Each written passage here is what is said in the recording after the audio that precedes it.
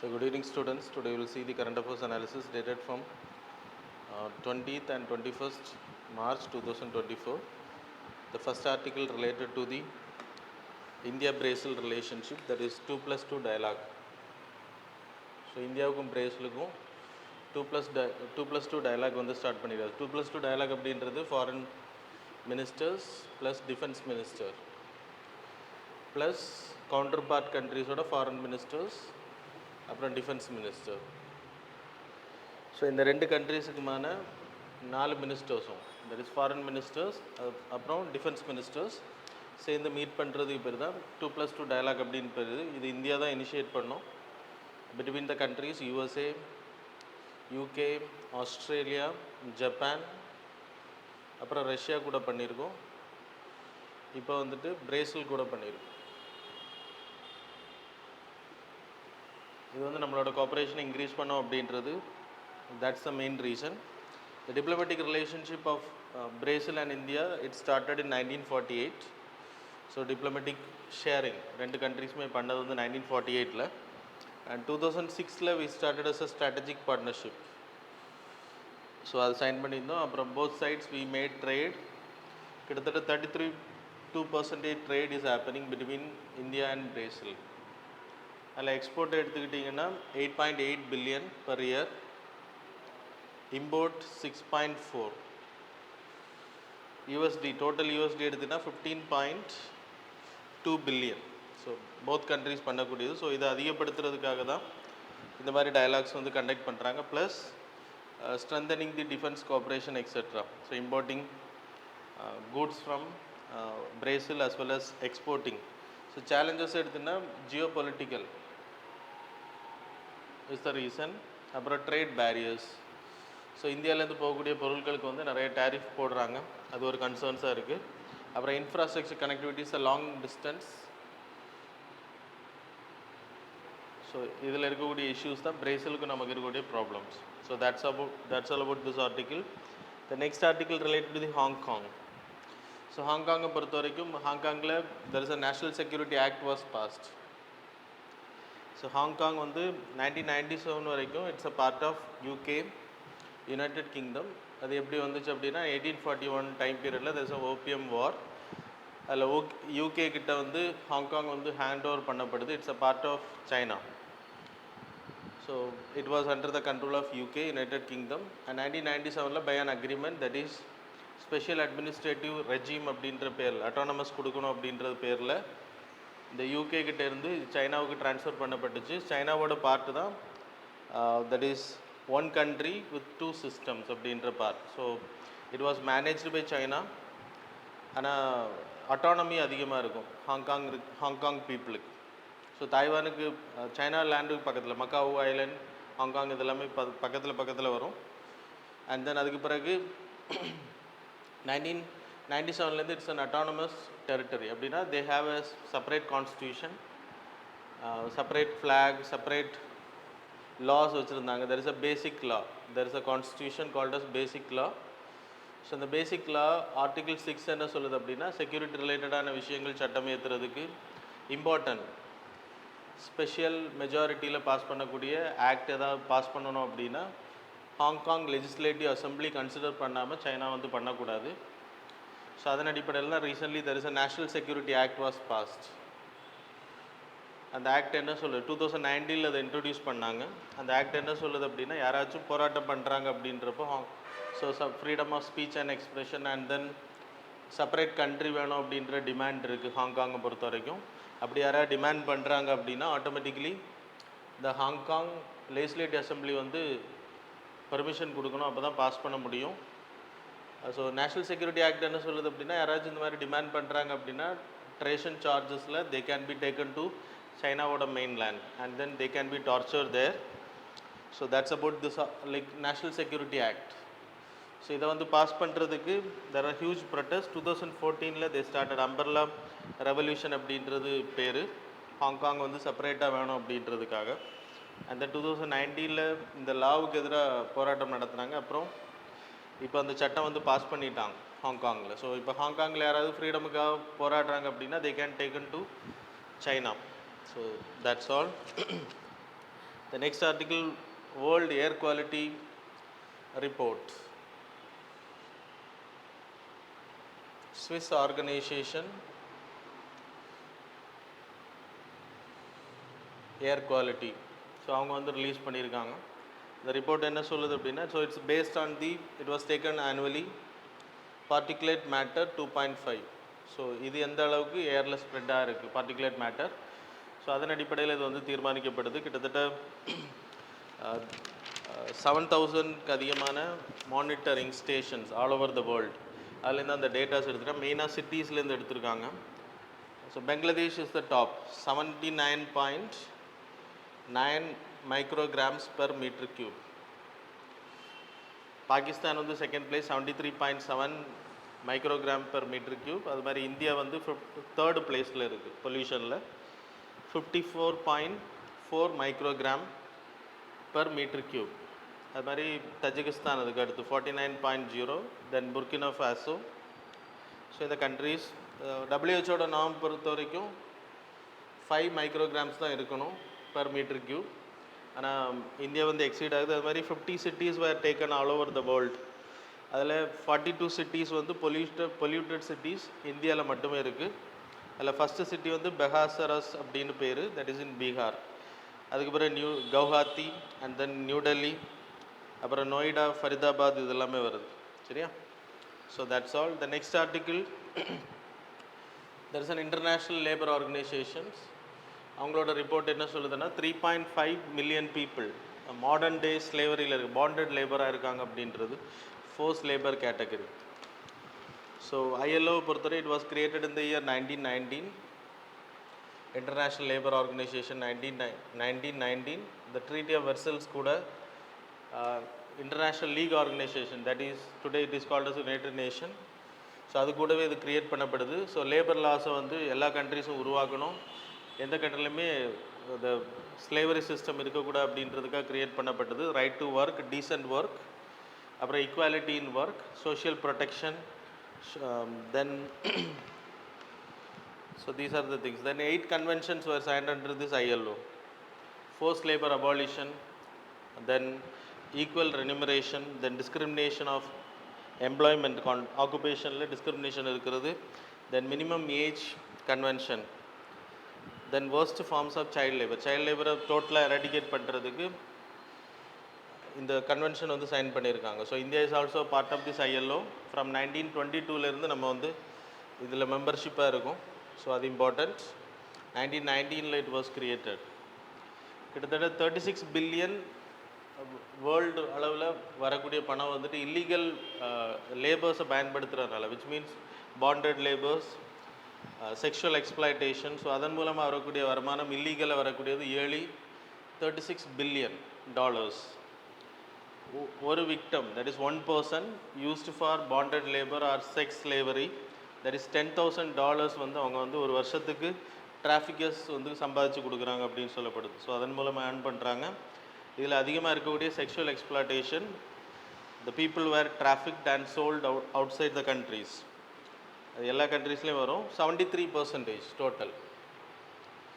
அது மாதிரி 27.6 million people engaged in forced labour வேர்ல்டில்.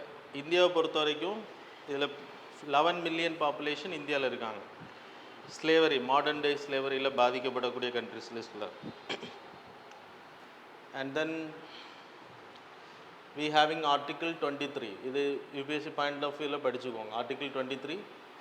So any forms of force labour abolish பண்ணுது. அப்புறம் begar system, the 94% people are rehabilitated அப்படின்னு சொல்லப்படுது. கிட்டத்தட்ட 3.15 லேக் பாப்புலேஷன்ஸ் இந்த மாடர்ன் டே ஸ்லேவரியிலேருந்து வெளியில் எடுத்திருக்காங்க இந்தியாவில், கிட்டத்தட்ட 4 டீகேட்ஸாக. And then we having an act that is called as Modern Bonded Labor Abolition Act. 1976 it was created. So these are the things you people need to study. The next article, IP Indo-Pacific Economic Prosperity Framework. So it was an initiation by the United States.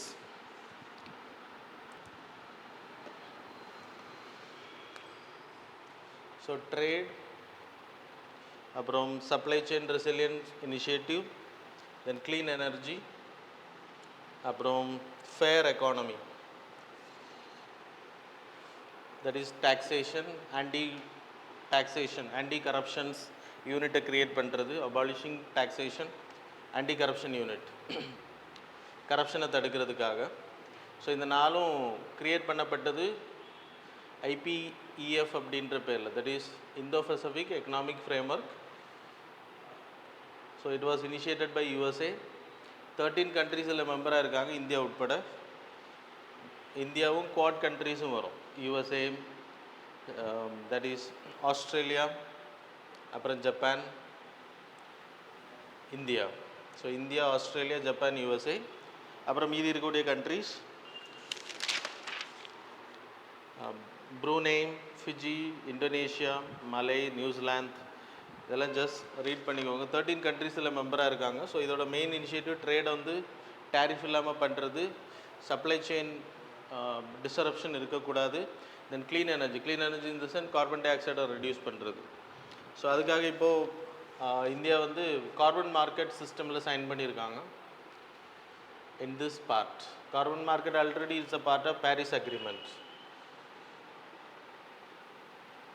UNFCCயோட, United Nation framework convention on climate சேஞ்சோட Paris agreement, it was signed in 2015. அதில் article 6 வரும் carbon market ட்ரேடிங்ன்றது.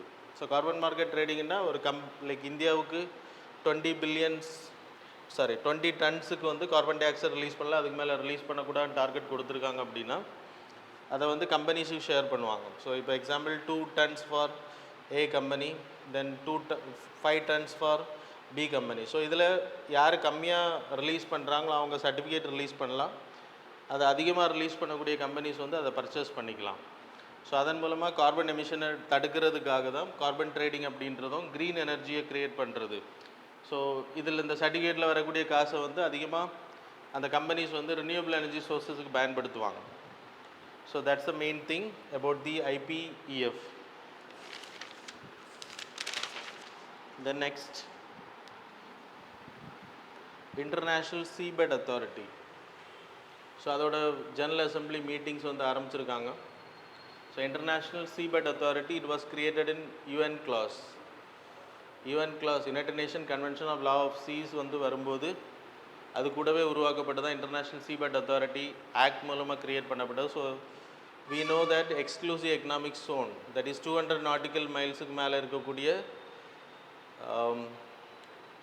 இயற்கை வளங்கள், that is mining பண்ணுறது, minerals, இதெல்லாமே வந்து எடுக்கிறதுக்கான rights வந்து யார் வேணால் எடுத்துக்கலாம். ஸோ ஒவ்வொரு கண்ட்ரிஸோட லிமிட்டேஷனுக்கு வெளியில் இருக்கக்கூடிய பகுதிகள், அந்த ஜூரிஸ்டிக்ஷனுக்கு வெளியில் இருக்கக்கூடிய பகுதிகள். ஸோ அதை வந்து ஓவர் எக்ஸ்ப்ளாய்டேஷன் பண்ணால் it will affect the C, இல்லைனா பயோடைவர்சிட்டி வந்து அஃபெக்ட் ஆகும் அப்படின்றனால அதை ரெகுலேட் பண்ணுறதுக்காக தான் இன்டர்நேஷ்னல் சீபெட் அத்தாரிட்டி அப்படின்ற கிரியேட் பண்ணாங்க. ஸோ இந்த seabed authority will give permission. So யார் எந்தெந்த இடத்துல இருக்கக்கூடிய மினரல்ஸ் வந்து எக்ஸ்ட்ராக்ஷன் பண்ணலாம் அப்படின்ற அனுமதி கொடுக்கக்கூடிய ஆர்கனைசேஷன் தான் international seabed authority. There is a general assembly under this. 169 members are there. இதுக்கு வந்து ஜெனரல் அசம்பிளி இருக்குது. இந்த ஜெனரல் அசம்பிளிலேருந்து 32 countries are elected as a council.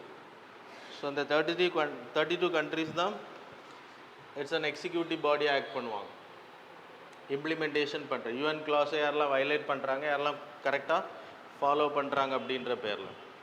So that's all. The next reverse flipping அப்படின்ற word, reverse flipping. So flipping அப்படின்றது ஒரு country இல்லை ஒரு கம்பெனி இந்தியாவில் இன்வெஸ்ட் பண்ணுறாங்க, இந்தியாவில் ஒரிஜினேட் ஆகுது, அதோட headquarters, intellectual property rights எல்லாமே இந்தியாவில் ஃபைல் பண்ணப்பட்டிருக்கு. பட் இந்தியாவில் இருக்கக்கூடிய ட்ரேட் லாஸ் அண்ட் டேக்ஸ் ரூல்ஸ்னால அவங்க வந்து வெளியில் அவங்க ஹெட் குவார்ட்டர்ஸை மாற்றுறாங்க அப்படின்னா, so Indian origin company they are going to ship their headquarters and intellectual property rights, அவங்களோட கம்பெனியோட ரெஜிஸ்ட்ரேஷனை வந்து வெளிநாட்டுக்கு மாற்றுறாங்க அப்படின்னா அதுக்கு பேர் ஃப்ளிப்பிங்னு பேர்.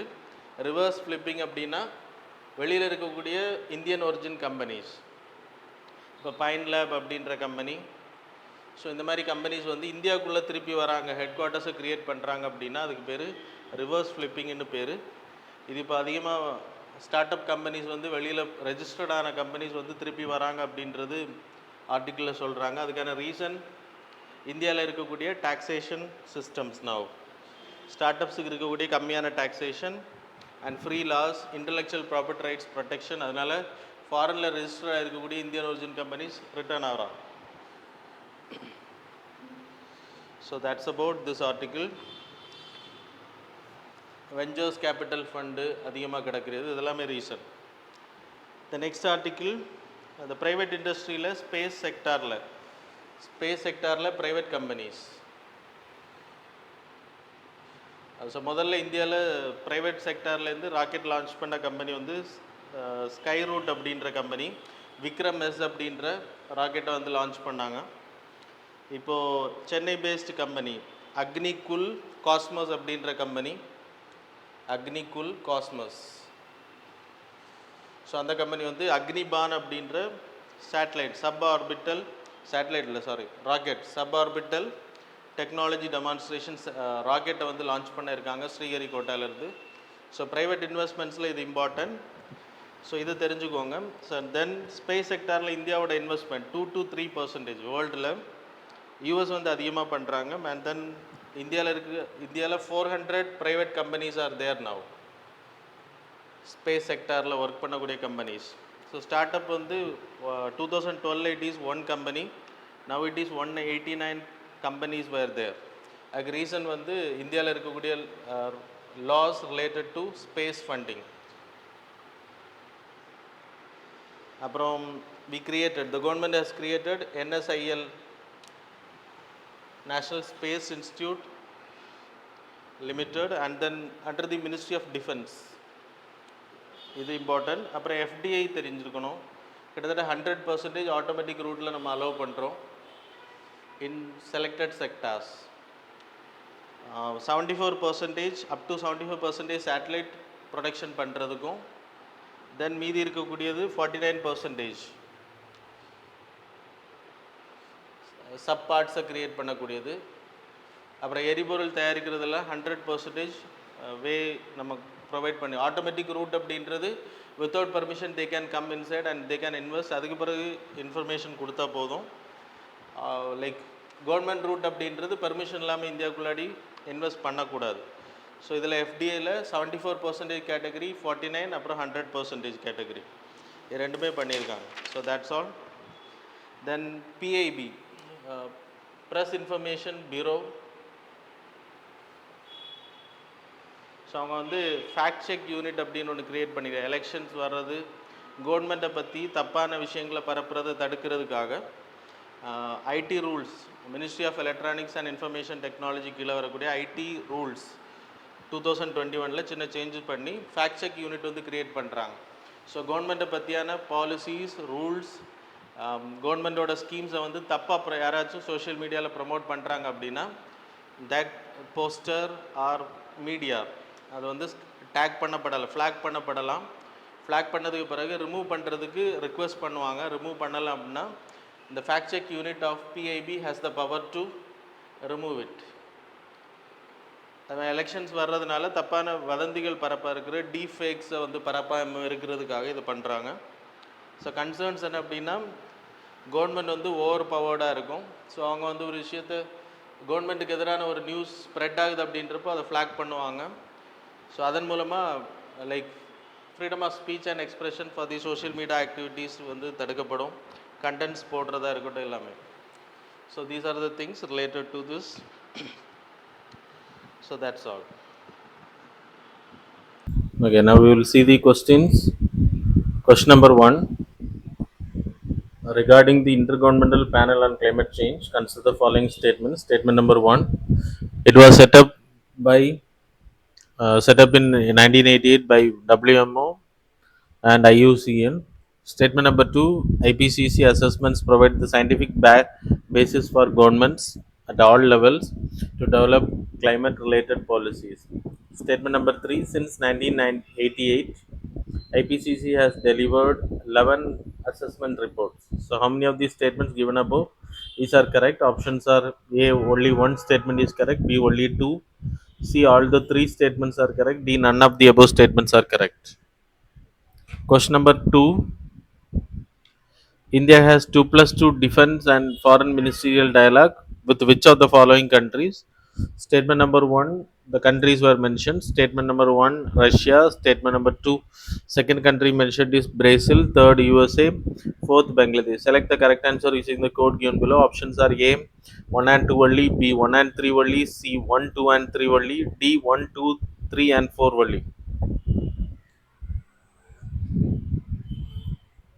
Question number 3. Recently, India, along with which one of the following countries, participated in the exercise Tiger Trim 24? So, options are A, United Kingdom, B, UAE, C, United States of America, fourth one, D, Saudi Arabia. Question number 4. Which among the following consequences of the forest fires? Statement number 1, loss of valuable timber resources. Statement number 2, global warming. Third one, the loss of biodiversity and extinction of plants and animals. Select the correct answer using the code given below. Options are A, 1 and 2 only, B, 2 and 3 only, C, 1 and 3 only, D, 1, 2 and 3 only.